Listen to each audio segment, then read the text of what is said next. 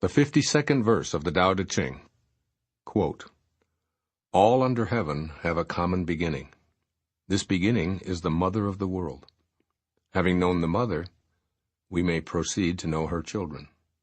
Having known the children, we should go back and hold on to the mother. Keep your mouth shut, guard the senses, and life is ever full. Open your mouth, always be busy, and life is beyond hope.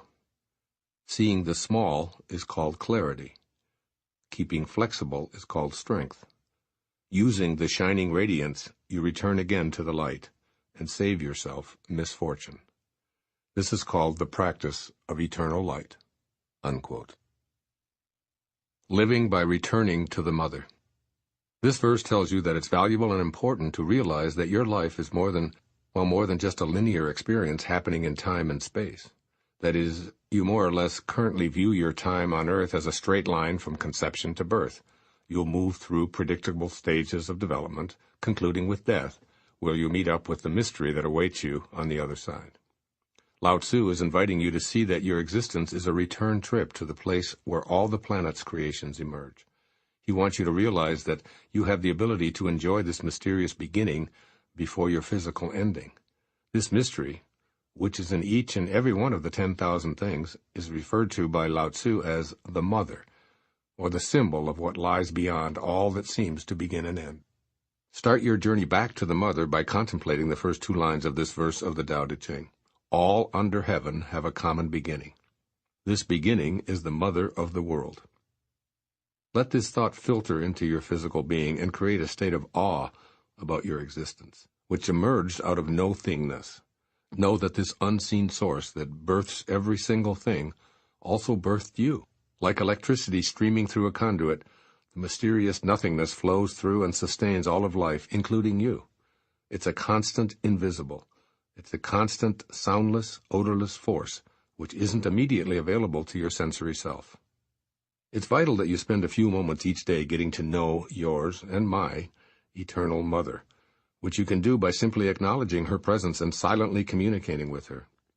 Once you decide to know and honor her, you'll begin to change the way you look at all of her children, including yourself. You'll view all of the 10,000 things as offspring of the mother, and you'll look beyond the temporariness of their appearances to see the Tao unfolding. This is what Lao Tzu means when he asks you to know the children not as separate from their mother, but as the mother herself. So see all of creation as originating in the mother, and then go back and hold on to her. How do you embark on this return trip to your eternal mother? Lao Tzu advises that you close your mouth and seal your ears to ensure that your spirit isn't frittered away on worldly activities. In other words, spend time with the maternal part of yourself and seek clarity by noticing the Tao in the small and the large. Practice abandoning rigidity and instead cultivate elasticity to improve your strength. Lao Tzu concludes by telling you that this way of seeing the world is the practice of eternal light. See that light in the tiniest insect, and even in the invisible particle that forms that little creature's leg. It's the same light that beats your heart and holds the universe in place. So allow yourself to not just be in awe of the insect, but to be that insect. In this way, you find clarity through seeing the small, and you'll improve the power of your new way of seeing through your flexible viewpoint. Change your linear thoughts about your presence here on earth and begin to see your life change right before your eyes. Lao Tzu offers the following to you through me to aid you in the practice of eternal light in today's world. First, open your mouth and spirit escapes. Closed mouth, spirit connection, excellent. Think of your mouth as a gate that guards your spirit. When you speak to others, become conscious of the need to close the door and allow your spirit to be safely ensconced within you. Make the same mental shift with your ears. Keep them sealed when it comes to rumors and petty conversations. Use fewer words. Commit yourself to long periods of listening, and eliminate giving advice, meddling, and participating in gossip. Cultivate your strength with the flexibility of consciously deciding when to involve your speaking and auditory senses. When you're inclined to get into other people's business, remember that your eternal mother's one and only voice is silence. Do likewise, and you'll feel yourself holding on to her in freedom and bliss, thus returning while living. And second, Seeing the smallest mystery reveals the grandest mystery. By being attentive to smallness, you cultivate your desire for clarity. Noting the same spark in microscopic creatures that animates you is a way of exploring life as a return trip rather than a dead end. What seem to be the tiniest mysteries of life lead to an experience of the shining radiance that comes from an appreciation for all that you encounter. You and the mother who birthed you and everything else are one. By seeing the small, you gain this clarity, which is the return trip you're encouraged to make while alive.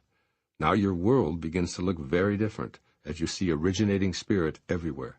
Nothing is viewed as ordinary, inferior, or unwanted anymore. Do the Tao now. Plan a day dedicated to examining the smallest life forms that you can find. Become a witness to a spider creating a web, a sand crab scurrying along the beach, or a fly buzzing about on the wall.